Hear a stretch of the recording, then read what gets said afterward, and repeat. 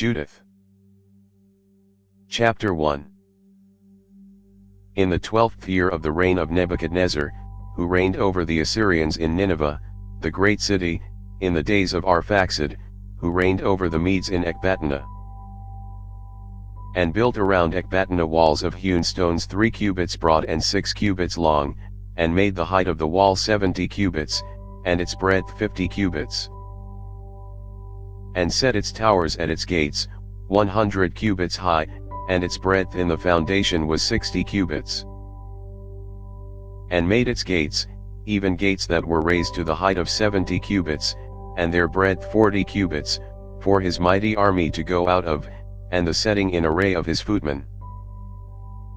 Even in those days King Nebuchadnezzar made war with King Arphaxad in the great plain. This plain is on the borders of Raggah. There came to meet him all that lived in the hill country, and all that lived by Euphrates, Tigris, and Hydaspes, and in the plain of Arioch the king of the Elymians. Many nations of the sons of Keled assembled themselves to the battle. And Nebuchadnezzar king of the Assyrians sent to all who lived in Persia, and to all who lived westward, to those who lived in Cilicia, Damascus, Libanus, and Anti-Libanus, and to all who lived along the sea coast, and to those among the nations that were of Carmel and Gilead, and to the higher Galilee and the great plain of Esdraelon, and to all who were in Samaria and its cities, and beyond Jordan to Jerusalem, Bethane, Shelis, Kadesh, the river of Egypt, Tahpanhes, Ramses, and all the land of Goshen, until you come above Tanis and Memphis, and to all that lived in Egypt, until you come to the borders of Ethiopia. All those who lived in all the land made light of the commandment of Nebuchadnezzar king of the Assyrians, and didn't go with him to the war, for they were not afraid of him, but he was before them as one man. They turned away his messengers from their presence without effect, and with disgrace. And Nebuchadnezzar was exceedingly angry with all this land, and he swore by his throne and kingdom, that he would surely be avenged upon all the coasts of Cilicia, Damascus, and Syria, that he would kill with his sword all the inhabitants of the land of Moab, and the children of Ammon, all Judea, and all that were in Egypt, until you come to the borders of the 2 seas. And he set the battle in array with his army against King Arphaxad in the 17th year, and he prevailed in his battle, and turned to flight all the army of Arphaxad, with all his horses and all his chariots. He became master of his cities, and he came even to Ecbatana, and took the towers, plundered its streets, and turned its beauty into shame. He took Arphaxad in the mountains of Raggah, struck him through with his darts, and utterly destroyed him, to this day. He returned with them to Nineveh, he and all his company of sundry nations, an exceedingly great multitude of men of war, and there he took his ease and banqueted, he and his army, for 120 days. Thanks for listening. If you liked our video, give us a thumbs up and subscribe, it really helps.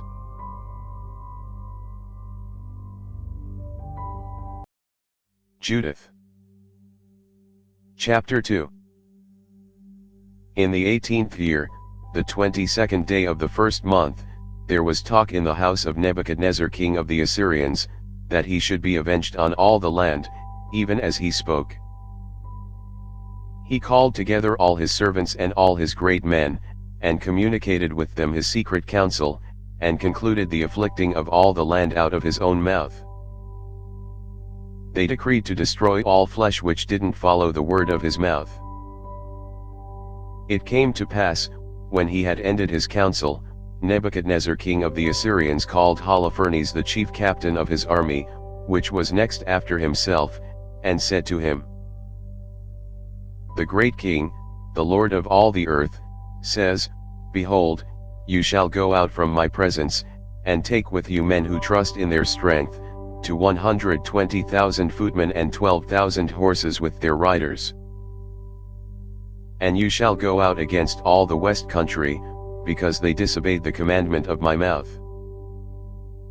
You shall declare to them that they should prepare earth and water, because I will go out in my wrath against them, and will cover the whole face of the earth with the feet of my army, and I will give them as plunder to them. Their slain will fill their valleys and brooks, and the river will be filled with their dead until it overflows. I will lead them captives to the utmost parts of all the earth. But you shall go forth, and take all their coasts for me first. If they will yield themselves to you, then you must reserve them for me until the day of their reproof. As for those who are disobedient, your eye shall not spare, but you shall give them up to be slain and to be plundered in all your land. For as I live, and by the power of my kingdom, I have spoken, and I will do this with my hand. Moreover, you shall not transgress anything of the commandments of your Lord, but you shall surely accomplish them, as I have commanded you. You shall not defer to do them. So Holofernes went out from the presence of his Lord, and called all the governors, the captains, and officers of the army of Assur. He counted chosen men for the battle, as his Lord had commanded him, to 120,000, with 12,000 archers on horseback. He arranged them as a great multitude is ordered for the war. He took camels and asses and mules for their baggage, an exceedingly great multitude, and sheep, and oxen and goats without number for their provision. And great store of rations for every man, and exceedingly much gold and silver out of the king's house. He went out, he and all his army, on their journey, to go before King Nebuchadnezzar, and to cover all the face of the earth westward with their chariots, horsemen, and chosen footmen. A great company of various nations went out with them like locusts, and like the sand of the earth. For they could not be counted by reason of their multitude.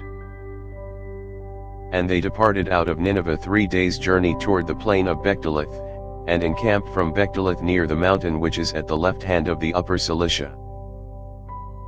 And he took all his army, his footmen, horsemen, and chariots, and went away from there into the hill country. And destroyed Put and Lud, and plundered all the children of Rasus and the children of Ishmael, which were along the wilderness to the south of the land of the Chaldeans.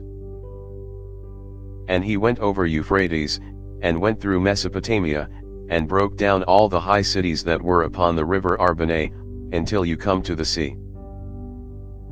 And he took possession of the borders of Cilicia, and killed all that resisted him, and came to the borders of Japheth, which were toward the south, opposite Arabia. He surrounded all the children of Midian, and set their tents on fire, and plundered their sheepfolds. He went down into the plain of Damascus in the days of wheat harvest, and set all their fields on fire, and utterly destroyed their flocks and herds, and plundered their cities, laid their plains waste, and struck all their young men with the edge of the sword. And the fear and the dread of him fell upon those who lived on the sea coast, upon those who were in Sidon and Tyre, those who lived in Sur and Asana, and all who lived in Gemnine. Those who lived in Azotus and Ascalon feared him exceedingly. Thanks for listening. If you liked our video, give us a thumbs up and subscribe, it really helps.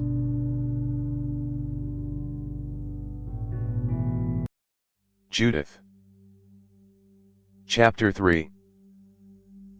And they sent to him messengers with words of peace, saying, Behold, we the servants of Nebuchadnezzar the great king lie before you. Use us as it is pleasing in your sight. Behold, our dwellings, and all our country, and all our fields of wheat, and our flocks and herds, and all the sheepfolds of our tents, lie before your face. Use them as it may please you. Behold, even our cities and those who dwell in them are your servants. Come and deal with them as it is good in your eyes. So the men came to Holofernes, and declared to him according to these words. He came down toward the sea coast, he and his army, and set garrisons in the high cities, and took out of them chosen men for allies. They received him, they, and all the country round about them, with garlands and dances and timbrels. He cast down all their borders, and cut down their sacred groves. It had been given to him to destroy all the gods of the land, that all the nations would worship Nebuchadnezzar only, and that all their tongues and their tribes would call upon him as God. Then he came toward Esdraelon near to Dotia, which is opposite the great ridge of Judea. He encamped between Geba and Scythopolis. He was there a whole month, that he might gather together all the baggage of his army. Thanks for listening. If you liked our video, give us a thumbs up and subscribe, it really helps.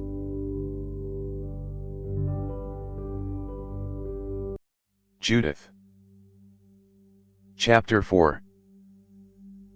The children of Israel that lived in Judea heard all that Holofernes the chief captain of Nebuchadnezzar king of the Assyrians had done to the nations, and how he had plundered all their temples and destroyed them utterly. They were exceedingly afraid before him, and were troubled for Jerusalem, and for the temple of the Lord their God. Because they had newly come up from the captivity, and all the people of Judea were recently gathered together, and the vessels, the altar, and the house were sanctified after being profaned. And they sent into every coast of Samaria, to Coni, to Beth-horon, Belmam, Jericho, to Kobah, Isarah, and to the valley of Salem. And they occupied beforehand all the tops of the high mountains, fortified the villages that were in them, stored supplies for the provision of war, for their fields were newly reaped. Joachim the high priest, who was in those days at Jerusalem, wrote to those who lived in Betheliah, and Betomesthaim, which is opposite Esdraelon toward the plain that is near to Dothaim, charging them to seize upon the ascents of the hill country, because by them was the entrance into Judea, and it was easy to stop them from approaching, inasmuch as the approach was narrow, with space for 2 men at the most. And the children of Israel did as Joachim the high priest had commanded them, as did the senate of all the people of Israel, which lived at Jerusalem. And every man of Israel cried to God with great earnestness, and with great earnestness they humbled their souls. They, their wives, their children, their cattle, and every sojourner, hireling, and servant bought with their money put sackcloth on their loins. Every man and woman of Israel, and the little children, and the inhabitants of Jerusalem, fell before the temple, and cast ashes upon their heads, and spread out their sackcloth before the Lord. They put sackcloth around the altar. They cried to the God of Israel earnestly with one consent, that he would not give their children as prey, their wives as plunder, the cities of their inheritance to destruction, and the sanctuary to being profaned and being made a reproach, for the nations to rejoice at. The Lord heard their voice, and looked at their affliction. The people continued fasting many days in all Judea and Jerusalem before the sanctuary of the Lord Almighty.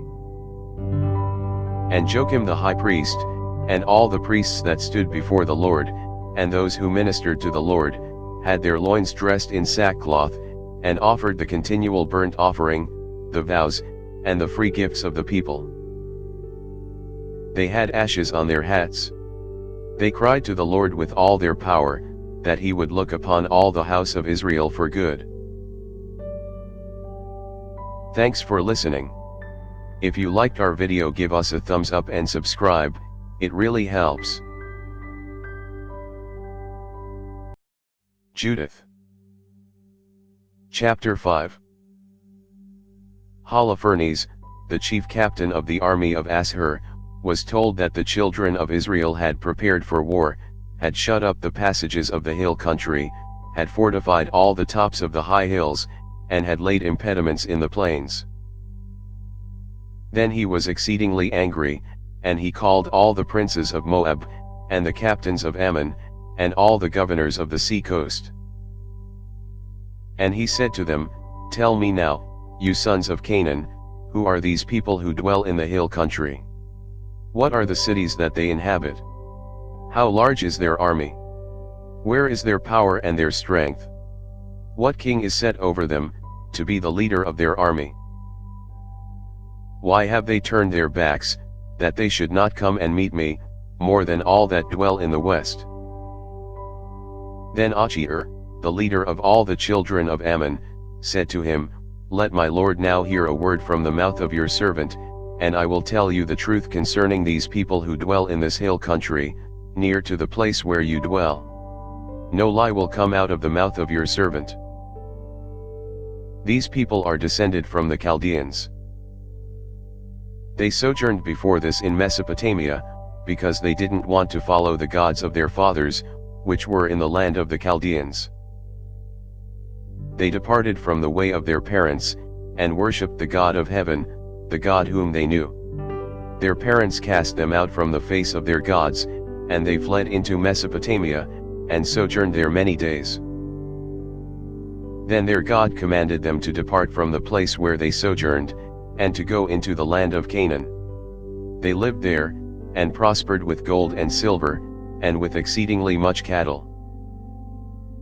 Then they went down into Egypt, for a famine covered all the land of Canaan. They sojourned there until they had grown up. They became a great multitude there, so that one could not count the population of their nation. Then the king of Egypt rose up against them, and dealt subtly with them, and brought them low, making them labor in brick, and made them slaves. They cried to their God, and he struck all the land of Egypt with incurable plagues, so the Egyptians cast them out of their sight. God dried up the Red Sea before them, and brought them into the way of Sinai Kadesh Barnea, and they cast out all that lived in the wilderness. They lived in the land of the Amorites, and they destroyed by their strength everyone in Heshbon. Passing over Jordan, they possessed all the hill country. They cast out before them the Canaanite, the Perizzite, the Jebusite, the Shechemite, and all the Girgashites, and they lived in that country many days. And while they didn't sin before their God, they prospered, because God who hates iniquity was with them. But when they departed from the way which he appointed them, they were destroyed in many severe battles, and were led captives into a land that was not theirs. The temple of their God was cast to the ground, and their cities were taken by their adversaries. And now they have returned to their God, and have come up from the dispersion where they were dispersed, and have possessed Jerusalem, where their sanctuary is, and are seated in the hill country, for it was desolate. And now, my Lord and Master, if there is any error in this people, and they sin against their God, we will consider what this thing is in which they stumble, and we will go up and overcome them. But if there is no lawlessness in their nation, let my Lord now pass by, lest their Lord defend them, and their God be for them, and we will be a reproach before all the earth. It came to pass, when Achior had finished speaking these words, all the people standing around the tent murmured. The great men of Holofernes, and all that lived by the seaside and in Moab, said that he should kill him. For, they said, we will not be afraid of the children of Israel, because, behold, they are a people that has no power nor might to make the battle strong. Therefore now we will go up, and they will be a prey to be devoured by all your army, Lord Holofernes. Thanks for listening. If you liked our video, give us a thumbs up and subscribe, it really helps.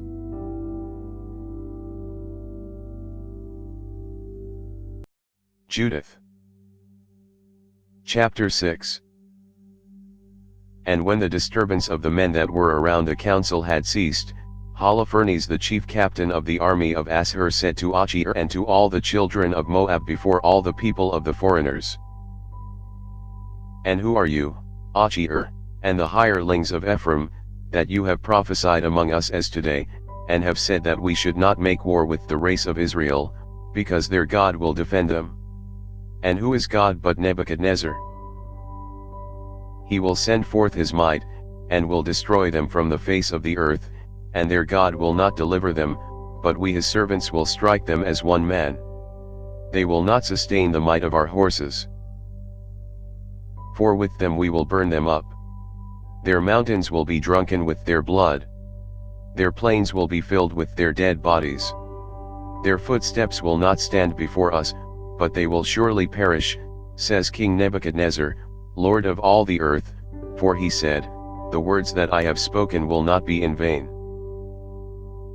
But you, Achir, hireling of Ammon, who have spoken these words in the day of your iniquity, will see my face no more from this day, until I am avenged of the race of those that came out of Egypt. And then the sword of my army, and the multitude of those who serve me, will pass through your sides, and you will fall among their slain when I return.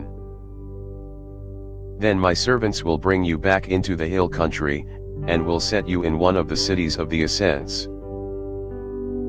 You will not perish until you are destroyed with them. And if you hope in your heart that they will not be taken, don't let your countenance fall. I have spoken it, and none of my words will fall to the ground. Then Holofernes commanded his servants who waited in his tent to take Achir, and bring him back to Betheliah, and deliver him into the hands of the children of Israel. So his servants took him, and brought him out of the camp into the plain, and they moved from the midst of the plains into the hill country, and came to the springs that were under Betheliah. When the men of the city saw them on the top of the hill, they took up their weapons, and went out of the city against them to the top of the hill. Every man that used a sling kept them from coming up, and cast stones against them. They took cover under the hill, bound Achir, cast him down, left him at the foot of the hill, and went away to their lord. But the children of Israel descended from their city, and came to him, untied him, led him away into Betheliah, and presented him to the rulers of their city, which were in those days Ozias the son of Micah, of the tribe of Simeon, and Shabers the son of Goth-O'Neill, and Charmis the son of Melchiel. Then they called together all the elders of the city, and all their young men ran together, with their women, to the assembly. They set Achir in the midst of all their people. Then Ozias asked him what had happened. He answered and declared to them the words of the council of Holofernes, and all the words that he had spoken in the midst of the princes of the children of Ashur, and all the great words that Holofernes had spoken against the house of Israel. Then the people fell down and worshipped God, and cried, saying, O Lord God of heaven, behold their arrogance, and pity the low estate of our race. Look upon the face of those who are sanctified to you this day. They comforted Achir, and praised him exceedingly. Then Ozias took him out of the assembly into his house, and made a feast for the elders. They called on the God of Israel for help all that night. Thanks for listening. If you liked our video, give us a thumbs up and subscribe, it really helps. യൂദിത്ത് 7-ാം അധ്യായം. ബെത്തൂലിയ ഉപരോധിക്കുന്നു. അടുത്ത ദിവസം ഹോളോഫെർണസ് തന്റെ സൈന്യത്തോടും തന്നോടും ചേർന്ന സഖ്യകക്ഷികളോടും പാളയം വിട്ട് ബെത്തൂലിയായ്ക്കെതിരെ നീങ്ങാനും മലമ്പ്രദേശത്തേക്കുള്ള പാതകൾ പിടിച്ചടക്കാനും ഇസ്രായേലരോട് യുദ്ധം ആരംഭിക്കാനും കൽപ്പിച്ചു. അവരുടെ പോരാളികൾ അന്നുതന്നെ പാളയം വിട്ടു മുന്നേറി. 1,70,000 കാലാളും 12,000 കുതിരപ്പടയും കൂടാതെ സാധന സാമഗ്രികളും വഹിക്കുന്ന ഭടന്മാരും ഒരു വലിയ സമൂഹം അടങ്ങിയതായിരുന്നു ആ സൈന്യം.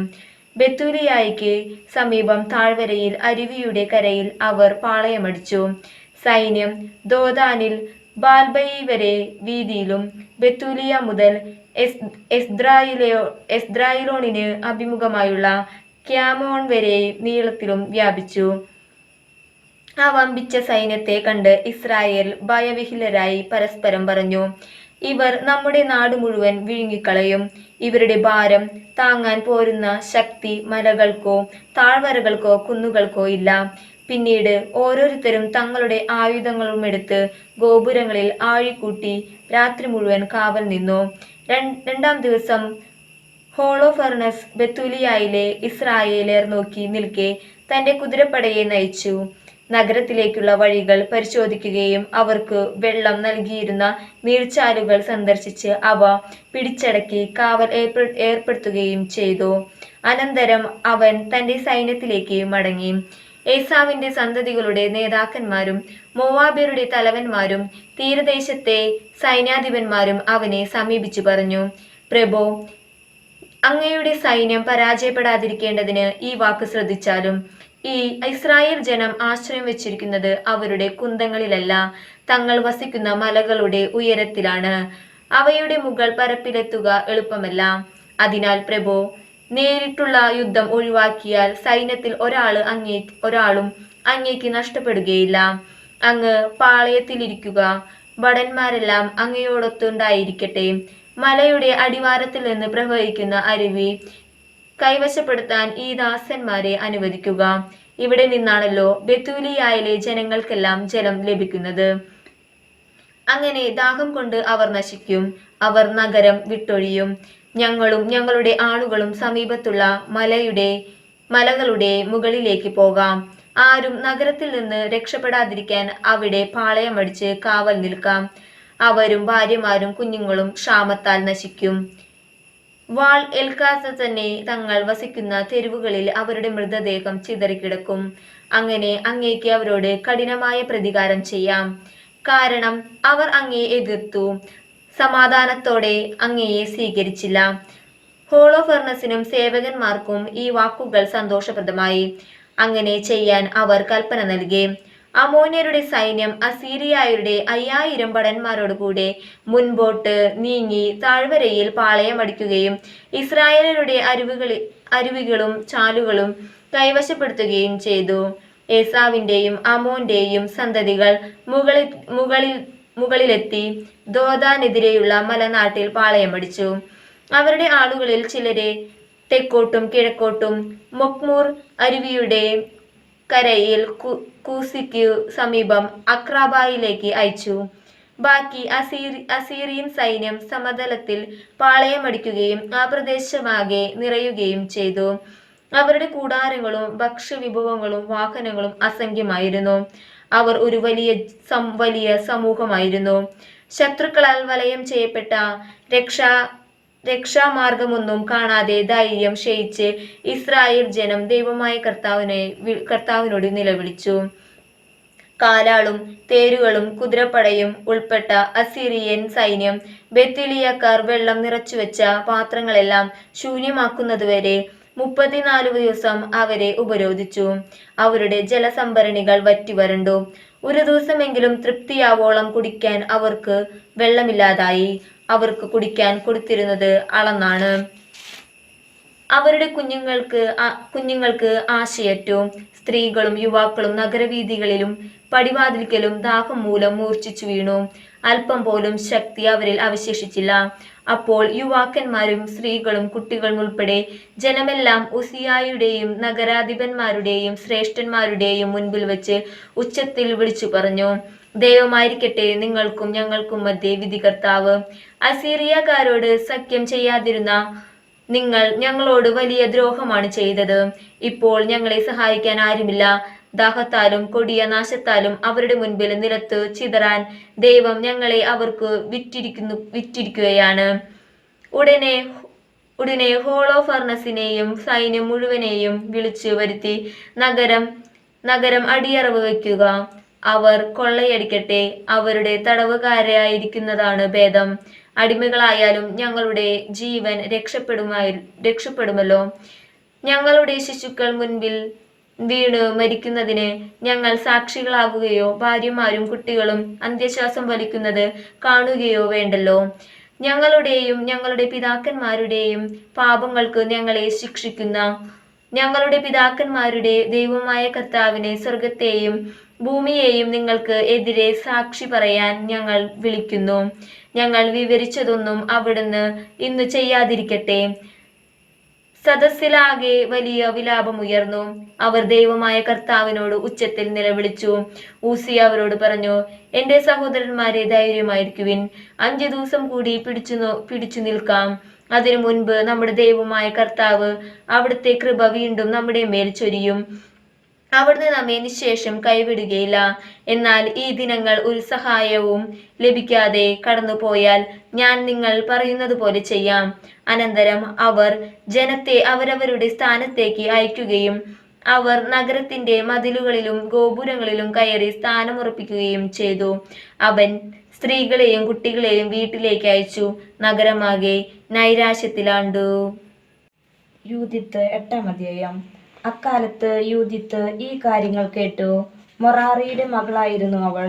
മൊറാറിയുടെ പൂർവികർ തലമുറക്രമത്തിൽ ഓക്സ്, ജോസഫ്, ഒസിയേൽ, എൽക്കിയ, അനനിയാസ്, ഗിദയോൻ, റഫായിം, അഹിത്തൂബ്, ഏലിയ, ഹിൽക്കിയ, എലിയാബ്, നദാനായേൽ, സലോമിയേൽ, സരസദായ്, ഇസ്രായേൽ. യൂദിത്തിന്റെ ഭർത്താവ് മനാസെ അവളുടെ കുടുംബത്തിലും ഗോത്രത്തിലും പെട്ടവനായിരുന്നു. ബാർലിക്കൊയ്ത്തിന്റെ കാലത്ത് അവൻ മരണമടഞ്ഞു. വയലിൽ കറ്റ കെട്ടുന്നതിന് മേൽനോട്ടം വഹിക്കുമ്പോൾ അവൻ കഠിനമായി ചൂടേറ്റ് വീണു. ശയ്യാവലംബിയായ അവൻ സ്വനഗരമായ ബത്തൂലിയായിൽ വെച്ച് മരണമടഞ്ഞു. അവർ അവനെ ദോധാനും ബാലാമോനും മധ്യയുള്ള വയലിൽ പിതാക്കന്മാരോടുകൂടി സംസ്കരിച്ചു. വിധവയായി തീർന്ന യൂദിത്ത് 3 കൊല്ലവും 4 മാസവും വീട്ടിൽ താമസിച്ചു. അവൾ പുരമുകളിൽ ഒരു കൂടാരം നിർമ്മിച്ചു. അരയിൽ ചാക്കു ചുറ്റുകയും വൈദ്യവ്യ വസ്ത്രങ്ങൾ ധരിക്കുകയും ചെയ്തു. വിധവയായതിനു ശേഷം സാപത്തിന്റെ തലേനാളും സാപത്തും അമാവാസിയുടെ തലേനാളും അമാവാസിയും ഉത്സവ ദിനങ്ങളും ഇസ്രായേൽ ജനത്തിന്റെ ആഹ്ലാദ ദിനങ്ങളും ഒഴികെ മറ്റെല്ലാ ദിവസവും അവൾ ഉപവാസം അനുഷ്ഠിച്ചു. അവൾ സുന്ദരിയും ആകർഷകമായ മുഖശോഭയുള്ളവളും ആയിരുന്നു. ഭർത്താവായ മനസ്സയുടെ വകയായി അവൾക്ക് സ്വർണവും വെള്ളിയും ദാസീദാസന്മാരും കന്നുകാലികളും വയലുകളും ലഭിച്ചു. അവൾ ഈ സമ്പത്ത് പരിപാലിച്ചു പോന്നു. ദൈവത്തോട് അതീവ ഭക്തിയുണ്ടായിരുന്ന അവളെ ആരും ദുഷിച്ചില്ല. യൂദിത്ത് ഇസ്രായേലിയർക്ക് ധൈര്യം പകരുന്നു. ജലക്ഷാമം കൊണ്ട് തളർന്ന ജനം ഭരണാധികാരിയുടെ മേൽ ചൊരിഞ്ഞ നീചമായ വാക്കുകളും 5 ദിവസം കഴിഞ്ഞ് നഗരം അസീറിയയ്ക്ക് അടിയറ വയ്ക്കാമെന്ന് ഉസ്സിയ അവരോട് ആണയിട്ട് പറഞ്ഞതും യൂദിത്ത് കേട്ടു. അവൾ തന്റെ വസ്തുവകകളുടെ മേൽനോട്ടം വഹിച്ചിരുന്ന ദാസിയെ അയച്ച് നഗരശ്രേഷ്ഠന്മാരായ കാബ്രിസിനെയും കാർമിസിനെയും വിളിപ്പിച്ചു. അവൾ അവരോട് പറഞ്ഞു, ബത്തൂലിയ ജനത്തിന്റെ ഭരണകർത്താക്കളെ ശ്രദ്ധിച്ചു കേൾക്കുവിൻ.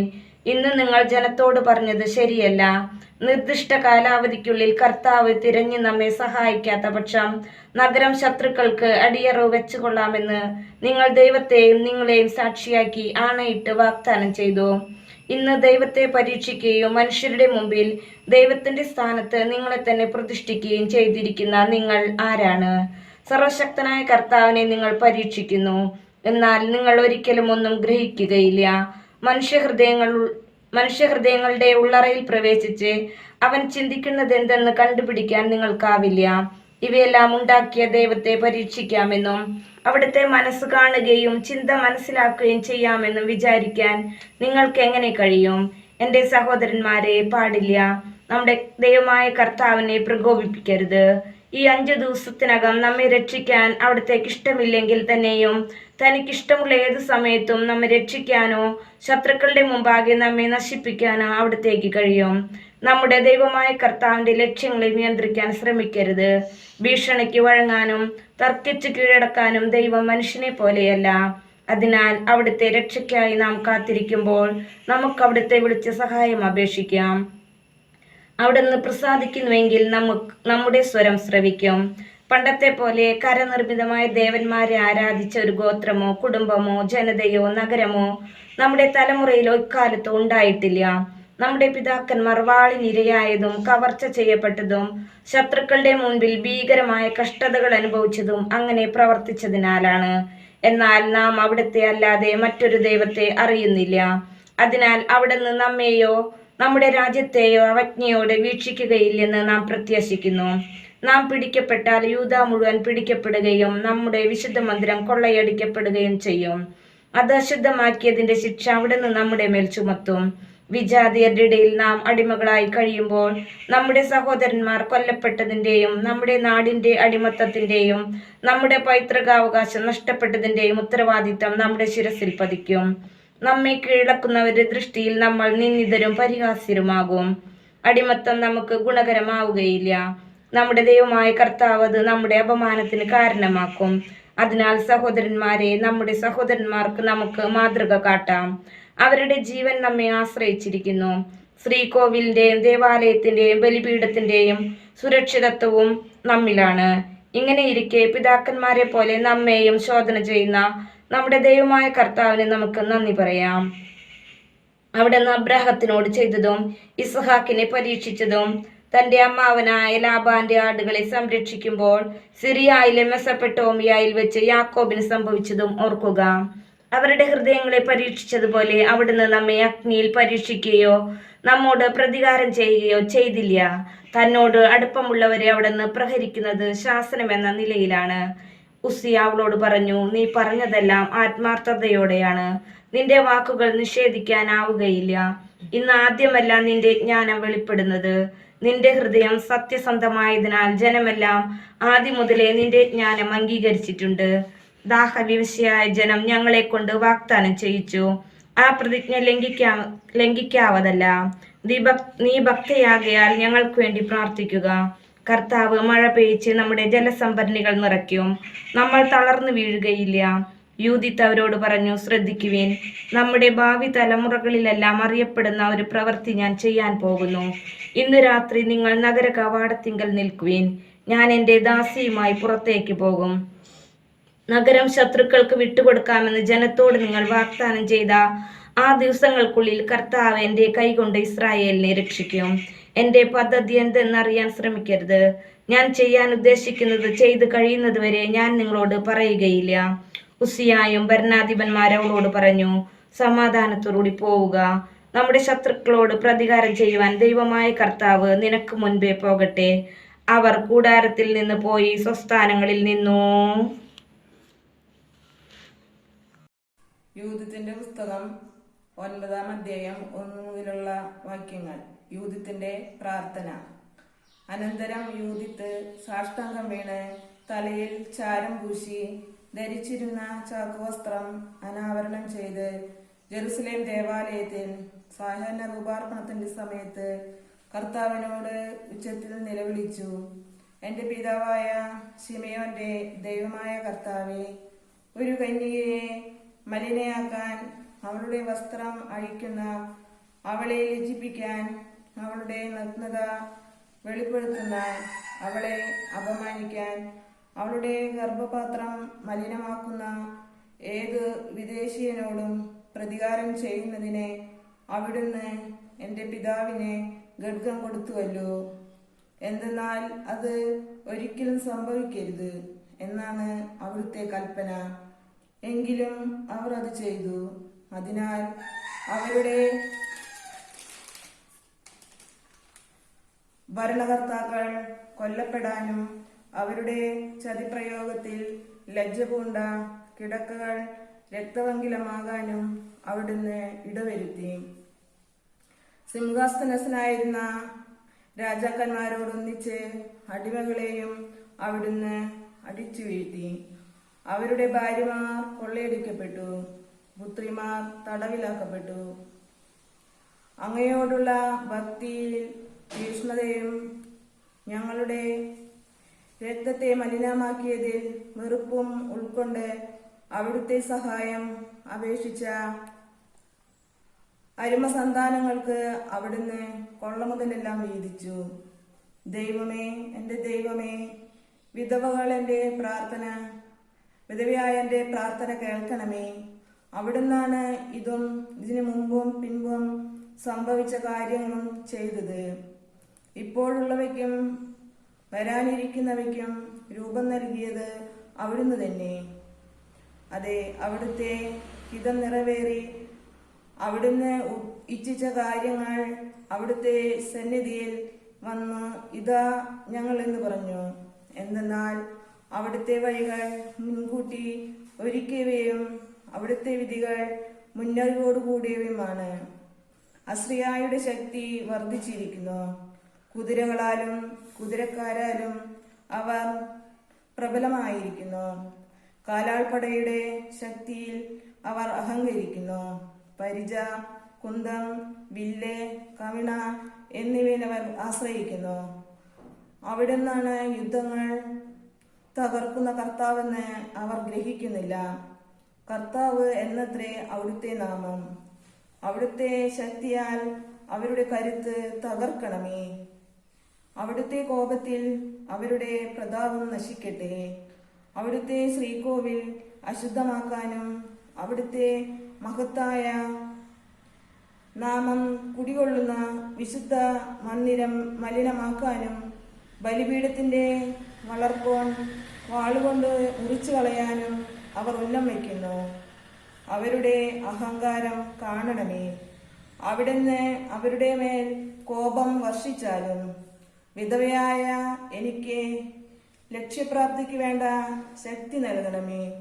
പ്രഭുവിനോടൊപ്പം അടിമയെയും ദാസനോടൊപ്പം പ്രഭുവിനെയും എൻ്റെ അധരത്തിന്റെ വ്യാജത്താൽ വീഴ്ത്തണമേ. ഒരു നാരിയുടെ കൈയാൽ അവരുടെ അഹങ്കാരം തകർക്കണമേ.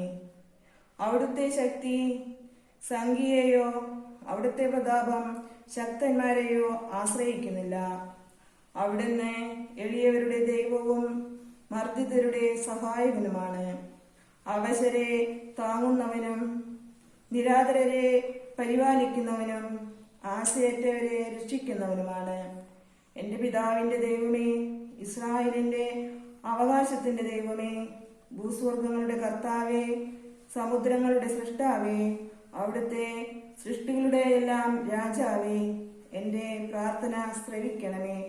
അവിടുത്തെ ഉടമ്പടിക്കും വിശുദ്ധ ഭവനത്തിനും സിയോൻ മലയ്ക്കും അവിടുത്തെ മക്കളുടെ ഗൃഹത്തിനും എതിരായി നിഷ്ഠൂര പദ്ധതികൾ ആസൂത്രണം ചെയ്ത അവരെ വ്രണപ്പെടുത്താനും ചതയ്ക്കാനും എൻ്റെ വ്യാജരക്തികൾക്ക് ശക്തി നൽകണമേ.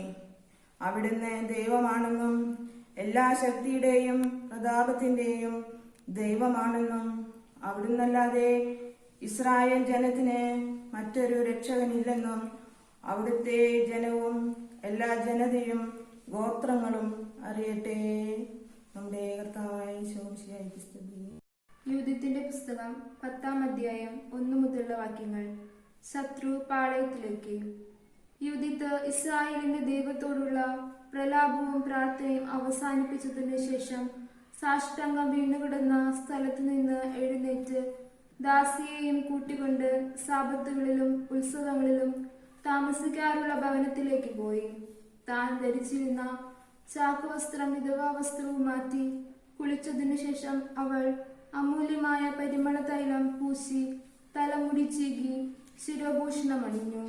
തന്റെ ഭർത്താവ് മനാസെ ജീവിച്ചിരിക്കുമ്പോൾ താൻ അണിയാറുള്ള ഏറ്റവും മനോഹരമായ വസ്ത്രമണിഞ്ഞു.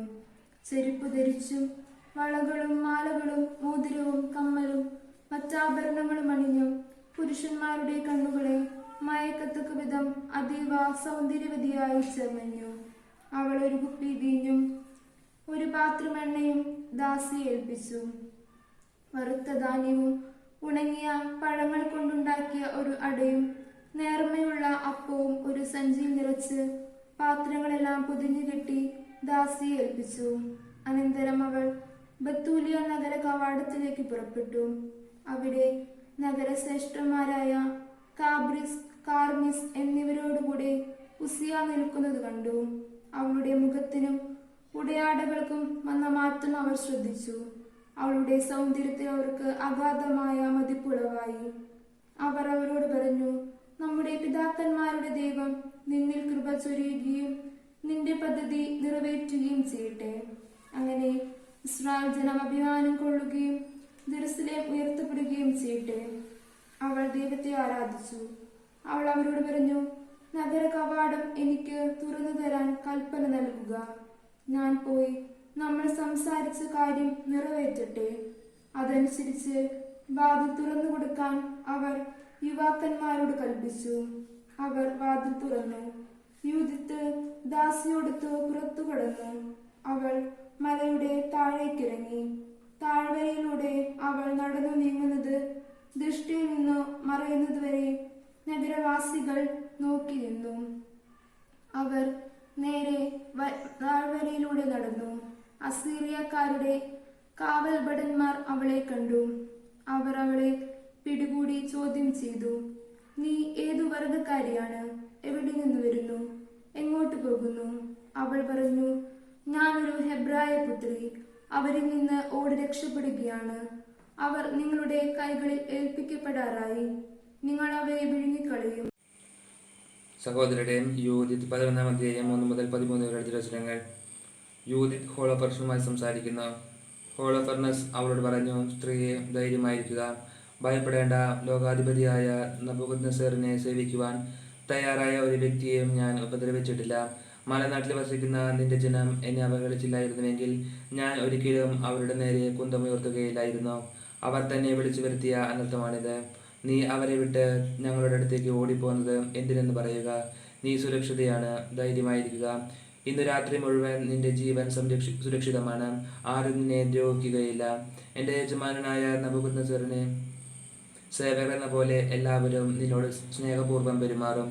യൂദിത്ത് പറഞ്ഞു, അങ്ങയുടെ ദാസിയായ എൻ്റെ വാക്കുകൾ ശ്രവിച്ചാലും അങ്ങയുടെ സന്നിധിയിൽ സംസാരിക്കുന്നതിന് എന്നെ അനുവദിക്കുക. ഈ രാത്രിയിൽ എൻ്റെ യജമാനോട് ഞാൻ അസത്യവും പറയുകയില്ല. മാത്രമല്ല, ഈ ദാസി പറയുന്നതനുസരിച്ച് പ്രവർത്തിച്ചാൽ ദൈവം അങ്ങ് മുഖാന്തരം പലതും നിർവഹിക്കും. അങ്ങയുടെ ഉദ്യമങ്ങൾ വിഫലമാവുകയില്ല. സർവ്വലോകത്തിൻ്റെയും രാജാവായ നബൂഖദ്നേസറിന് വാഴുന്നു. അവൻ്റെ അധികാരവും നിലനിൽക്കുന്നു. അവനാണല്ലോ സർവ്വ സൃഷ്ടികളുടെയും നയിക്കുന്നതിനും നിന്നെ നിയോഗിച്ചിട്ടുള്ളത്. നീ മൂലം മനുഷ്യർ അവനെ സേവിക്കുന്നു. മാത്രമല്ല, വയലിലെ മൃഗങ്ങളും കന്നുകാലികളും ആകാശത്തിലെ പറവകളും ജീവിക്കുന്നത് നബൂഖദ്നേസറിനോടും അവൻ്റെ ഭവനത്തോടും വിധേയത്വം പുലർത്തുന്ന നിന്റെ ശക്തിയിലാണത്രേ. നിന്റെ ജ്ഞാനത്തെയും സാമർത്ഥ്യത്തെയും കുറിച്ച് ഞങ്ങൾ കേട്ട് കഴിഞ്ഞിരിക്കുന്നു. എല്ലാ വിവരവും അറിയുന്നവനും വലിയ യുദ്ധതന്ത്രജ്ഞനും ആയി ഈ രാജ്യത്ത് ഒരു നല്ല മനുഷ്യനാണ് ഉള്ളത്. നീ മാത്രമാണെന്ന വിവരം ലോകം മുഴുവൻ അറിഞ്ഞു കഴിഞ്ഞു. നിന്റെ സദസ്സിൽ ആകിയവർ പറഞ്ഞ കാര്യങ്ങൾ ഞങ്ങൾ അറിഞ്ഞു. ബത്തൂലിയക്കാർ അവനെ ഉപദ്രവിച്ചു കഴിഞ്ഞ കരുത്തിനാൽ നിന്നോട് പറഞ്ഞതെല്ലാം അവർ അവരോടും പറഞ്ഞു. അതിനാൽ എൻ്റെ യജമാനനും നാഥനുമായ നീ അവൻ പറഞ്ഞത് അവഗണിക്കുകയോ വിസ്മരിക്കുകയോ അരുത്. അത് സത്യമാണ്. തങ്ങളുടെ ദൈവത്തിനെതിരായി പാപം ചെയ്തതല്ലാതെ ഞങ്ങളുടെ ജനത്തെ ശിക്ഷിക്കുവാനോ വാളിനിരയാക്കുവാനോ അവർക്ക് സാധിക്കുകയില്ല. എൻ്റെ യജമാനൻ പരാജയപ്പെടുകയോ അവൻ്റെ ലക്ഷ്യങ്ങൾ വിഫലമാവുകയോ ഇല്ല. കാരണം മരണം അവരുടെ മേൽ വീഴും. തെറ്റു ചെയ്യുമ്പോൾ സംഭവിക്കുന്നത് പോലെ ദൈവം കോപിക്കത്തക്ക വിധം അവർ പാപം ചെയ്തിരിക്കുന്നു. അവർ ശേഖരിച്ച ഭക്ഷണ സാധനങ്ങൾ തീർന്നു. വെള്ളവും തീരാറായി. നാൽക്കാലികളെ കൊല്ലുവാൻ അവർ ആലോചിക്കുന്നു. ദൈവം തന്റെ നിയമത്താൽ വിലക്കിയ ഭക്ഷണം കഴിക്കുവാൻ അവർ ഉറച്ചിരിക്കുന്നു. ജെറുസലേമിൽ തങ്ങളുടെ ദൈവത്തിന്റെ സന്നിധിയിൽ ശുശ്രൂഷ ചെയ്യുന്ന പുരോഹിതന്മാർക്കായി സമർപ്പിക്കപ്പെട്ട ധാന്യത്തിന്റെ ആദ്യഫലവും വീഞ്ഞിന്റെയും എണ്ണയുടെയും ദശാംശവും ഭക്ഷിക്കുവാൻ അവർ തീരുമാനിച്ചിരിക്കുന്നു. ജനത്തിൽ ആരെങ്കിലും ഇത് കൈക്കൊണ്ട് തൊടുന്നത് പോലും നിയമവിരുദ്ധമാണ്. ജെറുസലേം നിവാസികൾ പോലും ഇങ്ങനെ ചെയ്യുന്നതിൽ ആലോചന സംഘടനത്തിലുള്ള അനുവാദനത്തിന് അവർ അങ്ങനെ പ്രവർത്തിക്കുന്ന ദിവസം തന്നെ അവിടുന്ന് അവരെ നശിപ്പിക്കുവാൻ നിന്റെ കയ്യിലേക്ക് അവിടുന്ന് ഏൽപ്പിച്ചിരിക്കുന്നു. അതിനാൽ നിന്റെ ഈ ദാസി വിവരങ്ങൾ അറിഞ്ഞപ്പോൾ അവരുടെ ഇടയിൽ നിന്ന് ഓടിപ്പോന്നതാണ്. ലോകത്തെ മുഴുവൻ കേൾക്കുന്നവരെല്ലാം ആശ്ചര്യപ്പെടുത്തുന്ന കാര്യങ്ങൾ നിന്നോടത്ത് നിർവഹിക്കുവാൻ ദൈവം എന്നെ അയച്ചിരിക്കുന്നു. ഈ ദാസി സ്വർഗത്തിലെ ദൈവത്തെ രാപ്പകൽ സേവിക്കുന്ന ഭക്തിയാണ്. നാഥ, ഞാൻ നിന്നോടത്ത് വസിക്കും. ഓരോ രാത്രിയും നിന്റെ ദാസി താഴ്വരയിലേക്കും പോയി ദൈവത്തോട് പ്രാർത്ഥിക്കും. അവർ പാപം ചെയ്യുമ്പോൾ ദൈവം അത് എന്നോട് പറയും. ഞാൻ വന്ന് നിന്നെ അറിയിക്കും. അപ്പോൾ നിനക്ക് സൈന്യസമേതം പുറപ്പെടാം. അവർക്ക് ചെറുക്കുവാൻ കഴിയുകയില്ല. ഞാൻ നിന്നെ യൂദായുടെ നടുവിലൂടെ ജെറുസലേമിലേക്ക് നയിക്കും. അതിൻ്റെ മധ്യമത്തിൽ നിന്റെ സിംഹാസനം ഞാൻ സ്ഥാപിക്കും. നീ അവരെ ഇടയില്ലാത്ത ആടെന്ന പോലെ നയിക്കും. നിനക്കെതിരെ കുരയ്ക്കുവാൻ പട്ടി പോലും വാ തുറക്കുകയില്ല. ദീർഘദർശി ശക്തിയാൽ എനിക്ക് ഇതെല്ലാം അറിയുവാൻ കഴിഞ്ഞു. ഇത് എനിക്ക് വെളിപ്പെടുത്തിയിരിക്കുന്നു. നീ എന്നോട് പറയുവാൻ ഇതാ ഞാൻ അയക്കപ്പെട്ടിരിക്കുന്നു. ഹോളോഫർണസും സേവകന്മാരും അവരുടെ വാക്കുകൾ പ്രീതി പൂണ്ടു. അവരുടെ ജ്ഞാനത്തിൽ ആശ്ചര്യം കൊള്ളുകയും ചെയ്തു. അവർ പറഞ്ഞു, ലോകത്തിന്റെ ഒരറ്റം മുതൽ മറ്റേ അറ്റം വരെ അന്വേഷിച്ചാലും സൗന്ദര്യത്തിലും ജ്ഞാനത്തോടെ സംസാരിക്കുവാനുള്ള ചാരിത്യത്തിൽ ഇതുപോലെ ശ്രേഷ്ഠയായ ഒരു വഴിയെ കണ്ടെത്തുകയില്ല. ഹോളോഫർണസ് അവരോട് പറഞ്ഞു, ഞങ്ങളുടെ കരങ്ങൾ ശക്തി നൽകുവാനും എൻ്റെ യജമാനനെ അവഹേളിക്കുന്നവർക്ക് നാശം വരുത്തുവാനും നിന്റെ ജനത്തിൽ നിന്നു അങ്ങയുടെ അടുത്തേക്ക് അയച്ച ദൈവത്തിൻ്റെ പ്രവൃത്തി ഉത്തമം തന്നെ. നീ കാഴ്ചയിൽ സുന്ദരിയാണെങ്കിൽ യാണെന്ന് മാത്രമല്ല ഭാഷണ ചാരുത്യത്തിലും ഉള്ളവളുമാണ്. നീ പറഞ്ഞതുപോലെ പ്രവർത്തിക്കുന്ന പക്ഷം നിന്റെ ദൈവം എൻ്റെ ദൈവമായിരിക്കും. നീ നെബൂഖദ്നേസറിന്റെ കൊട്ടാരത്തിൽ വസിക്കുകയും ലോകപ്രശസ്തിയാവുകയും ചെയ്യും. ജൂദിത്ത് 12-ാം അധ്യായം 1 മുതൽ 20 വരെയുള്ള വാക്യങ്ങൾ. വെള്ളിപ്പാത്രങ്ങൾ വച്ചിരിക്കുന്ന മുറിയിലേക്ക് അവളെ നയിക്കാൻ അവൻ അവരോട് ആജ്ഞാപിച്ചു. തൻ്റെ ഭക്ഷണ വിഭവങ്ങളിൽ ചിലതുകൊണ്ട് അവൾക്ക് വിരുന്നൊരുക്കാനും തൻ്റെ വീഞ്ഞ് പകർന്നു കൊടുക്കാനും അവൻ കൽപ്പിച്ചു. അപ്പോൾ ജൂദിത്ത് പറഞ്ഞു, എനിക്കിത് ഭക്ഷിച്ചുകൂടാ, അത് നിയമവിരുദ്ധമാണ്. എനിക്ക് ഞാൻ കൊണ്ടുവന്നിട്ടുള്ള സാധനങ്ങളുണ്ട്. ഹോളോഫർണസ് പ്രതിവദിച്ചു, നിന്റെ പക്കലുള്ളത് തീരുമ്പോൾ ഞങ്ങളത് എവിടെ നിന്ന് കൊണ്ടുവരും? നിന്റെ ജനത്തിലാരും ഇവിടെയില്ലല്ലോ. ജൂദിത്ത് പറഞ്ഞു, നാഥാ, നിന്റെ ജീവനാണ് കർത്താവിൻ്റെ കരത്താൽ നിർവഹിക്കാനിറച്ചത് ചെയ്യും വരെ നിന്റെ ദാസിയുടെ കൈവശമുള്ള സാധനങ്ങൾ തീരുകയില്ല. അനന്തരം ഹോളോഫർണസിൻ്റെ ഭൃത്യന്മാർ അവളെ കൂടാരത്തിനുള്ളിലേക്ക് കൊണ്ടുപോയി. അർദ്ധരാത്രി വരെ അവൾ ഉറങ്ങി. പ്രഭാതത്തിന് മുമ്പ് അവൾ ഉണർന്നു. ഹോളോഫർണസിൻ്റെ അടുത്തേക്ക് ആളെ അയച്ച് അവൾ അപേക്ഷിച്ചു, നിന്റെ ദാസി പുറത്തു പോയി പ്രാർത്ഥിക്കുന്നതിന് കൽപ്പിച്ചനുവദിക്കണം, അവളെ തടയരുത് എന്ന് ഹോളോഫർണസ് കാവൽഭടന്മാർക്ക് കൽപ്പന നൽകി. അവൾ 3 ദിവസം പാളയത്തിൽ പാർക്കുകയും രാത്രി തോറും ബത്തുലിയ താഴ്വരയിൽ പോയി പാളയത്തിലെ അരുവിയിൽ കുളിക്കുകയും ചെയ്തു. അരുവിയിൽ നിന്ന് പുറത്തു വരുമ്പോൾ അവൾ സ്വജനങ്ങളെ ഉദ്ധരിക്കുന്നതിന് മാർഗം കാണിച്ചു തരണമേ എന്ന് ഇസ്രായേലിൻ്റെ ദൈവമായ കർത്താവിനോട് പ്രാർത്ഥിച്ചു പോന്നു. അങ്ങനെ സംശുദ്ധിയായി അവൾ കൂടാരത്തിലേക്ക് മടങ്ങുകയും അത്താഴം കഴിക്കുന്നതുവരെ അവിടെ തങ്ങുകയും ചെയ്തു. 4-ാം ദിവസം ഹോളോഫർണസ് സേനാധിപന്മാരെ ആരെയും ക്ഷണിക്കാതെ അടിമകൾക്ക് മാത്രമായി ഒരു വിരുന്നൊരുക്കി. തൻ്റെ സ്വകാര്യ പരിചാരകനായ ഷണ്ടൻ ബഗോവാസിനോട് അവൻ പറഞ്ഞു, നീ പോയി നിന്റെ സംഭാഷണത്തിലിരിക്കുന്ന ആ ഹെബ്രായ സ്ത്രീയെ ഞങ്ങളോടൊത്ത് ഭക്ഷിക്കാനും പാനം ചെയ്യാനും പ്രേരിപ്പിക്കുക. അത്തരമൊരു സ്ത്രീയുടെ സഹവാസം ആസ്വദിക്കാതെ വിടുന്നത് അവമാനകരമാണ്. നാം അവളെ ആശ്ലേഷിക്കാതിരുന്നാൽ അവൾ തന്നെ നമ്മെ പരിഹസിക്കും. ബഗോവാസ് ജൂദിത്തിനെ സമീപിച്ച് പറഞ്ഞു, സുന്ദരിയായ പരിചാരികയെ വരിക, ഹോളോഫർണസിൻ്റെ സാന്നിധ്യത്തിൽ ബഹുമാനിതയാവുക, വീഞ്ഞു കുടിച്ച് ഞങ്ങളോടൊത്ത് ഉല്ലസിക്കുക. ഇന്ന് നീ നെബൂഖദ്നേസറിൻ്റെ ഭവനത്തിൽ സേവനം ചെയ്യുന്ന അസീറിയ പുത്രിമാർക്ക് തുല്യയായി ഭവിക്കുക. ജൂദിത്ത് പ്രതിവദിച്ചു, എൻ്റെ യജമാനെ നിരസിക്കാൻ ഞാൻ ആര്? അവന് പ്രീതികരമായതെന്തും ഞാൻ നിശ്ചയമായും ഉടൻ അനുഷ്ഠിക്കും. മരണം വരെ അത് എനിക്ക് സന്തോഷജനകമായിരിക്കും. അവൾ എഴുന്നേറ്റ് തനിക്കിണങ്ങിയ എല്ലാത്തരം ആടയാഭരണങ്ങളും അണിഞ്ഞു. അവളുടെ നിത്യോപയോഗത്തിന് ബഗോവാസ് നൽകിയ മൃദുലമായ ആട്ടിൻതോൽ ജൂദിത്തിന് ചാരിക്കിടക്കുന്ന ഭക്ഷണം കഴിക്കേണ്ടതിന് ഹോളോഫർണസിൻ്റെ മുമ്പിൽ ദാസി വിരിച്ചു. ജൂദിത്ത് അകത്ത് കടന്ന് അതിൽ ശയിച്ചു. ഹോളോഫർണസിൻ്റെ ഹൃദയത്തിൽ അവളെക്കുറിച്ചുള്ള അഭിലാഷം നിറഞ്ഞു. അവളെ സ്വന്തമാക്കാൻ അവൻ കൊതിച്ചു. ആദ്യമായി കണ്ടതു മുതൽ അവളെ കൊടുക്കാൻ അവൻ അവസരം പാർത്തിരിക്കുകയായിരുന്നു. ഹോളോഫർണസ് അവളോട് പറഞ്ഞു, കുടിച്ച് ഞങ്ങളോടൊത്ത് ഉല്ലസിക്കുക. ജൂദിത്ത് പറഞ്ഞു, പ്രഭു, ഇപ്പോൾ ഞാൻ കുടിക്കും. എന്തെന്നാൽ ജനനം മുതൽ ഇന്ന് വരെയുള്ള ഏതു ദിവസത്തേക്കാൾ ഇന്നെനിക്ക് എൻ്റെ ജീവൻ വിലപ്പെട്ടതാണ്. അതിനുശേഷം തൻ്റെ ദാസി പാകപ്പെടുത്തിയിരിക്കുന്ന ഭക്ഷണപാനീയങ്ങൾ അവൾ അവൻ്റെ മുമ്പിൽ വെച്ച് കഴിച്ചു. ഹോളോഫർണസ് അവളിൽ അത്യധികം പ്രസാദിച്ചു. ജീവിതത്തിൽ ഒരിക്കലും കുടിച്ചിട്ടില്ലാത്തത്ര വീഞ്ഞു കുടിക്കുകയും ചെയ്തു. യൂദിത്ത് 13 ഹോളോഫർണസിനെ വധിക്കുന്നു. സന്ധ്യയായപ്പോൾ ഹോളോഫർണസിന്റെ അടിമകൾ വേഗം പിൻവാങ്ങി. ബഗോവാസ് യജമാന സന്നിധിയിൽ സേവകന്മാരെയെല്ലാം വെളിയിലാക്കി കൂടാര കവാടം പുറത്തുനിന്ന് അടച്ചു. വിരുന്നു നീണ്ടുപോയതിനാൽ ക്ഷീണിതരായ അവർ ഉടനെ പോയി കിടന്നു. കൂടാരത്തിൽ വീഞ്ഞു കുടിച്ച് മത്തനായ കിടക്കയിൽ കിടക്കുന്ന ഹോളോഫർണസിന്റെ സമീപം യൂദിത്ത് മാത്രം അവശേഷിച്ചു. ശയനമുറിയിൽ നിന്ന് താൻ പുറത്തു വരുന്നതുവരെ പതിവ് പോലെ കാത്തുനിൽക്കാൻ അവൾ ദാസിയോട് പറഞ്ഞിരുന്നു. താൻ പ്രാർത്ഥിക്കാൻ പോകുമെന്നും അവൾ പറഞ്ഞിരുന്നു. ബഗോവാസിനോടും അങ്ങനെ തന്നെ പറഞ്ഞു. അങ്ങനെ എല്ലാവരും പോയി. ചെറിയവനോ വലിയവനോ ആരും കിടക്കറയിൽ അവശേഷിച്ചില്ല. യൂദിത്ത് അവന്റെ കിടക്കയ്ക്കടുത്തു നിന്നുകൊണ്ട് ഹൃദയത്തിൽ മന്ത്രിച്ചു, സർവശക്തനായ ദൈവമായ കർത്താവെ, അവിടുന്ന് ഇപ്പോൾ ജെറുസലേം യെരുസലേമിൻ്റെ മഹത്വത്തിനു വേണ്ടിയുള്ള എൻ്റെ പ്രവൃത്തിയെ കടാക്ഷിക്കണമേ. അവിടുത്തെ അവകാശമായ ജനത്തെ സഹായിക്കാനും ഞങ്ങൾക്കെതിരെ വരുന്ന ശത്രുക്കളെ നശിപ്പിക്കാൻ ഞാൻ ഏറ്റെടുത്ത കർത്തവ്യം നിർവഹിക്കുവാനുമുള്ള അവസരമാണിത്. അവൾ ചെന്ന് കിടക്കയുടെ അറ്റത്തുള്ള തൂണിൽ ഹോളോ ഫർണസിന്റെ തലയ്ക്ക് മുകളിലായി തൂങ്ങിക്കിടന്ന വാൾ എടുത്തു. അവൾ കിടക്കയ്ക്ക് അടുത്തു വന്ന് അവൻ്റെ തലമുടിയിൽ പിടിച്ചു പ്രാർത്ഥിച്ചു. ഇസ്രായേലിന്റെ ദൈവമായ കർത്താവെ, ഇന്ന് എനിക്ക് ശക്തി തരണമേ. അവൾ തൻ്റെ സർവ്വശക്തിയും ഉപയോഗിച്ച് അവൻ്റെ കഴുത്തിൽ 2 പ്രാവശ്യം വെട്ടി. ശിരസ് ശരീരത്തിൽ നിന്ന് വേർപെട്ടു. ശരീരം കിടക്കയിൽ നിന്ന് ഊരിട്ട് താഴെയിട്ട് മേൽക്കട്ടിയും തൂണുകളിലും നിന്നു വെച്ച് എടുത്തു. അവൾ അല്പം കഴിഞ്ഞ് അവൾ പുറത്തു കടന്ന് ഹോളോ ഫർണസിന്റെ ശിരസ് ദാസിയെ ഏൽപ്പിച്ചു. അവൾ അത് ഭക്ഷണസഞ്ചിയിൽ നിക്ഷേപിച്ചു. ഉടൻ തന്നെ ഇരുവരും നിത്യവും പ്രാർത്ഥിക്കാൻ പോകുന്നതുപോലെ പുറത്തേക്ക് പോയി. അവൾ പാളയത്തിലൂടെ കടന്ന് താഴ്വര ചുറ്റി മല കയറി ബദൂലിയായുടെ കവാടത്തിലെത്തി.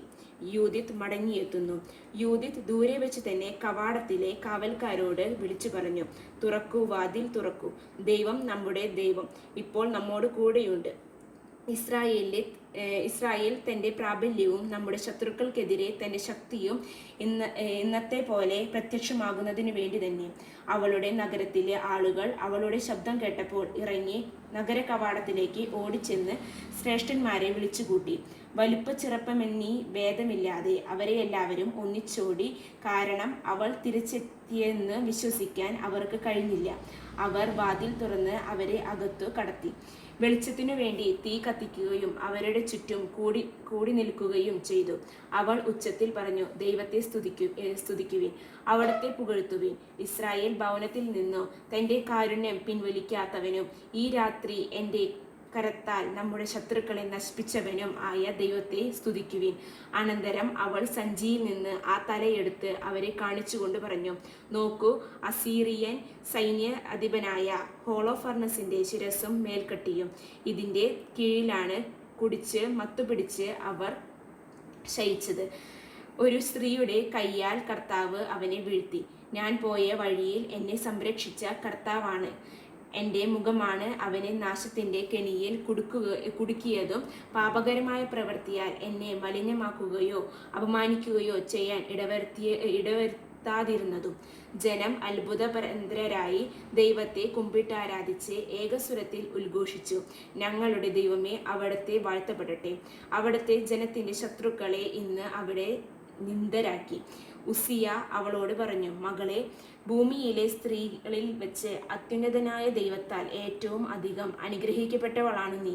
ആകാശവും ഭൂമിയും സൃഷ്ടിച്ചവനും മേധാവിൻ്റെ തല തകർക്കാൻ നിന്നെ നയിച്ചവനുമായ ദൈവമായ കർത്താവ് വാഴ്ത്തപ്പെടട്ടെ. ജനം ദൈവത്തിൻ്റെ ശക്തി അനുസ്മരിക്കുമ്പോൾ നീ ദൈവത്തിൽ അർപ്പിച്ച പ്രത്യാശ അവളുടെ ഹൃദയത്തിൽ നിന്ന് വിട്ടുപോകുകയില്ല. ഇത് നിനക്കൊരു ശാശ്വത ബഹുമതിയാകാൻ ദൈവം കനിയട്ടെ. അനുഗ്രഹങ്ങളാൽ അവിടുന്ന് നിന്നെ നിറയ്ക്കട്ടെ. എന്തെന്നാൽ നമ്മുടെ ദേശം അപമാനിതമായപ്പോൾ നീ സ്വജീവൻ അവഗണിച്ച് ദൈവസന്നിധിയിൽ നേർവഴിയിലൂടെ ചരിച്ച് ശത്രുക്കളോട് പ്രതികാരം ചെയ്ത് നാശത്തിൽ നിന്ന് അവനെ രക്ഷിച്ചു. അങ്ങനെ തന്നെ ജനം ഉദ്ഘോഷിച്ചു. യൂദിത്ത് 14. യഹൂദർ അസീറിയക്കാരെ ആക്രമിക്കുന്നു. യൂദിത്ത് അവരോട് പറഞ്ഞു, സഹോദരന്മാരെ, ശ്രദ്ധിക്കുവിൻ. ഈ തല കൊണ്ടുപോയി കോട്ടമതിലിൽ തൂക്കിയിടണം. പ്രഭാതമായി സൂര്യൻ ഉദിച്ചു തുടങ്ങുമ്പോൾ വീരന്മാരെല്ലാവരും ആയുധങ്ങളും എടുത്ത് ഒരു നേതാവിൻ്റെ കീഴിൽ പട്ടണം കടന്ന് അസീറിയരുടെ പുറം താവളത്തിനെതിരെ എന്ന ഭാവേന സമതലത്തിലേക്ക് പുറപ്പെടണം. എന്നാൽ താഴേക്ക് ഇറങ്ങരുത്. അവർ ആയുധങ്ങളും എടുത്ത് പാളയത്തിലേക്ക് ചെന്ന് അസീറിയൻ സേനാധിപതികളെ ഉണർത്തും. അവർ ഉടനെ ഹോളോ ഫർണസിന്റെ കൂടാരത്തിലേക്ക് ഓടും, പക്ഷേ അവനെ കാണുകയില്ല. അപ്പോൾ ഭയവിഹ്വലരായി അവർ പലായനം ചെയ്യും. തത്സമയം നിങ്ങളും ഇസ്രായേലിന്റെ അതിർത്തികൾക്കുള്ളിൽ വസിക്കുന്നവരും പിന്തുടർന്നു ചെന്ന് അവരെ വെട്ടിവീഴ്ത്തണം. ഇതിനെല്ലാം മുൻപേ അമീനനായ ആഖ്യോറിനെ ഇങ്ങോട്ട് നയിക്കുക. ഇസ്രായേൽ ഭവനത്തെ നിന്ദിച്ചവനും മരണത്തിലേക്ക് എന്ന പോലെ തന്നെ നമ്മുടെ അടുക്കിലേക്ക് അയച്ചവനും ആയ മനുഷ്യൻ അവൻ കണ്ടു തിരിച്ചറിയട്ടെ. അവർ ആഖ്യോറിനെ ഉസിയായുടെ ഗൃഹത്തിൽ നിന്നും വിളിപ്പിച്ചു. അവൻ വന്നപ്പോൾ ജനക്കൂട്ടത്തിൽ ഒരാളുടെ കയ്യിൽ ഹോളോ ഫർണസിന്റെ തല കണ്ട് മൂർച്ഛിച്ചു കമിഴ്ന്നു വീണു. അവർ എഴുന്നേൽപ്പിച്ച ഉടൻ അവൻ യൂദിത്തിന്റെ പാദത്തിൽ വീണ് മുട്ടിന്മേൽ നിന്നുകൊണ്ട് പറഞ്ഞു, യൂദായുടെ കൂടാരങ്ങളിലെങ്ങും നീ വാഴ്ത്തപ്പെടും. ഏത് രാജ്യത്തായാലും ആളുകൾ നിന്റെ പേര് കേട്ടാൽ ഭയചകിതരാകും. ഈ ദിവസങ്ങളിൽ നീ എന്തെല്ലാമാണ് ചെയ്തതെന്ന് പറഞ്ഞാലും. അപ്പോൾ യൂദിത്ത് താൻ അവരെ പിരിഞ്ഞുപോയ ദിവസം മുതൽ അവരോട് സംസാരിക്കുന്ന ആ നിമിഷം വരെയുള്ള തൻ്റെ പ്രവർത്തനങ്ങൾ ജനത്തിൻ്റെ മുൻപിൽ വെച്ച് അവനെ വിവരിച്ചു കേൾപ്പിച്ചു. അവൾ പറഞ്ഞു തീർന്നപ്പോൾ ജനം ആർപ്പു വിളിക്കുകയും നഗരമാകെ ആഹ്ലാദധ്വനികൾ മുഴക്കുകയും ചെയ്തു. ഇസ്രായേലിന്റെ ദൈവം ചെയ്ത പ്രവൃത്തികൾ കണ്ട ആഗിയോർ ദൈവത്തിൽ ഗാഢമായി വിശ്വസിക്കുകയും പരിച്ഛേദനം സ്വീകരിച്ച് ഇസ്രായേൽ ഭവനത്തോട് ചേരുകയും ചെയ്തു. ഇന്നും അങ്ങനെ തുടരുന്നു. പ്രഭാതമായപ്പോൾ അവർ ഹോളോഫർണസിന്റെ ശിരസ് മതിലിൽ തൂക്കി. അവർ ആയുധവുമേന്തി ഗണങ്ങളായി മലമ്പാതകളിലേക്ക് പുറപ്പെട്ടു. അസീറിയക്കാർ ഇതുകണ്ട് തങ്ങളുടെ സേനാധിപതികളെ വിവരമറിയിക്കുകയും സൈന്യാധിപന്മാർ, മറ്റു പടത്തലവന്മാർ, ഗണനായകന്മാർ എന്നിവരുടെ അടുത്തേക്ക് പോവുകയും ചെയ്തു. അവർ ഹോളോഫർണസിന്റെ കൂടാരത്തിൽ എത്തി. അവന്റെ സ്വകാര്യ പരിചാരകനോട് പറഞ്ഞു, ഞങ്ങളുടെ യജമാനനെ ഉണർത്തുക. ഇതാ ആ അടിമകൾ തങ്ങളുടെ സമ്പൂർണ്ണ നാശത്തിന് നമുക്കെതിരെ യുദ്ധത്തിന് പുറപ്പെടാനുള്ള ധൈര്യം കാണിച്ചിരിക്കുന്നു. ബഗോവാസ് അകത്ത് പ്രവേശിച്ച് കൂടാരവാതിലിൽ മുട്ടി. അവൻ യൂദിത്തിന്റെ കൂടെ ഉറങ്ങുകയാണെന്നത്രേ അവൻ ധരിച്ചത്. മറുപടി ലഭിക്കായകയാൽ അവൻ വാതിൽ തുറന്ന് ഉറക്കറയിൽ പ്രവേശിച്ചപ്പോൾ ഹോളോഫർണസ് ശിരസറ്റ് തറയിൽ കിടക്കുന്നതാണ് കണ്ടത്. ശിരസ് അപ്രത്യക്ഷമായിരുന്നു. അവൻ ഉറക്കെ നിലവിളിക്കുകയും എങ്ങിക്കരയുകയും വസ്ത്രം കീറുകയും ചെയ്തു. അവൻ യൂദിത്ത് പാർത്തിരുന്ന കൂടാരത്തിലെത്തി. അവളെ കാണാഞ്ഞതിനാൽ പുറത്ത് ആളുകളുടെ അടുത്തേക്ക് ഓടിച്ചെന്ന് വിളിച്ചു പറഞ്ഞു, ആ അടിമകൾ നമ്മെ ചതിച്ചു.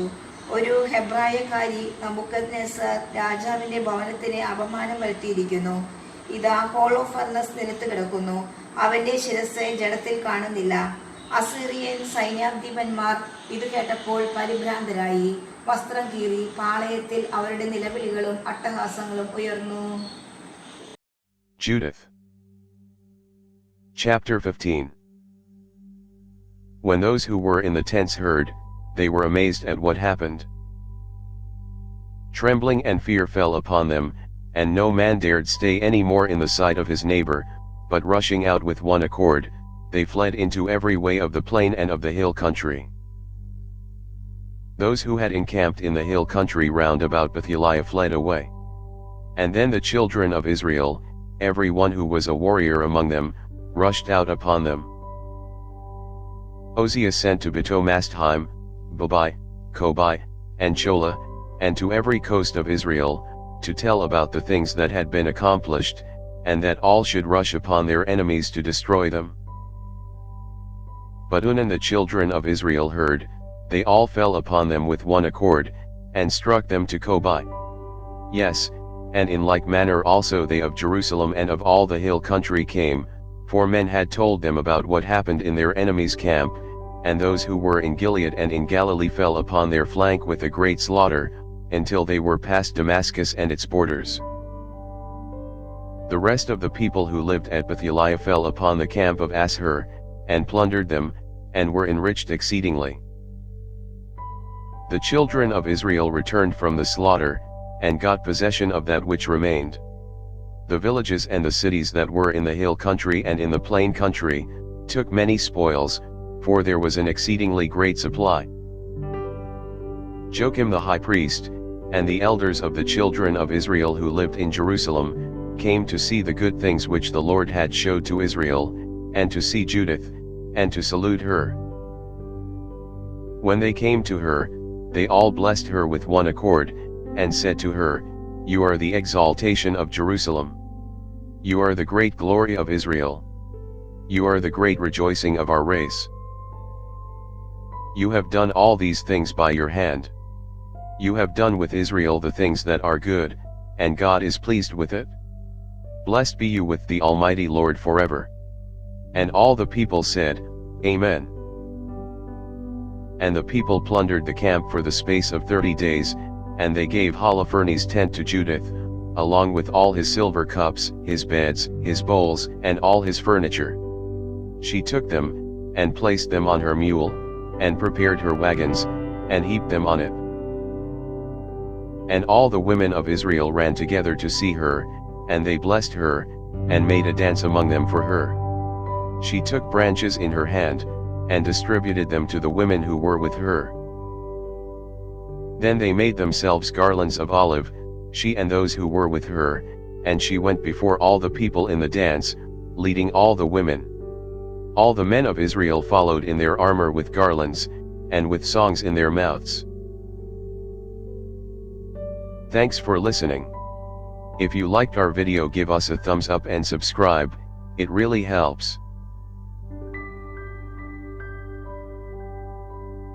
യൂദിത്ത് 16. യൂദിത്തിന്റെ കീർത്തനം. യൂദിത്ത് പാടി.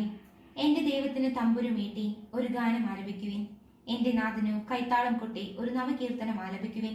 അവിടുത്തെ പുകഴ്ത്തുവിൻ, അവിടുത്തെ നാമം വിളിച്ചപേക്ഷിക്കുവിൻ. ദൈവമാണ് യുദ്ധങ്ങളെ തകർക്കുന്ന കർത്താവ്. എന്നെ പിന്തുടരുന്നവരുടെ കൈകളിൽ അവിടുന്ന് എന്നെ രക്ഷിച്ചു.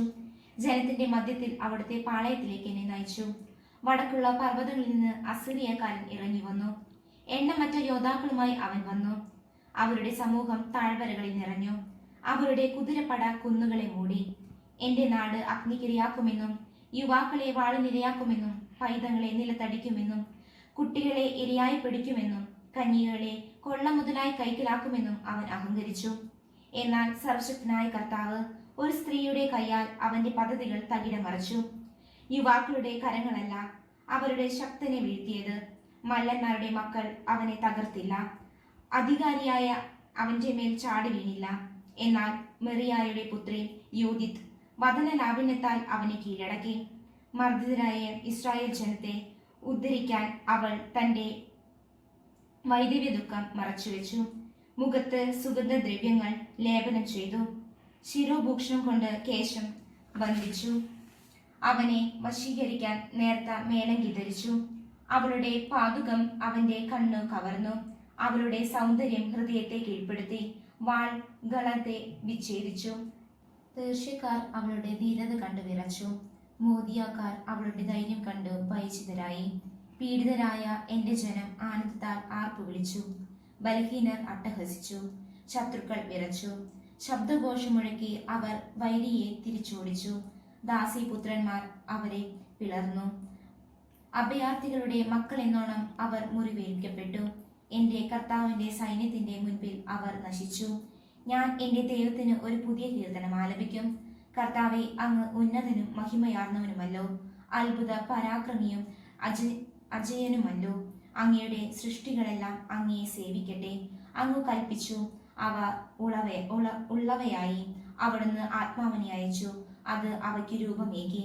അവിടുത്തെ സ്വരം അപ്രതിരോധ്യമാണ്. പർവ്വതങ്ങളുടെ അടിത്തറ തിരമാലകൾ കൊണ്ട് ഇളക്കും.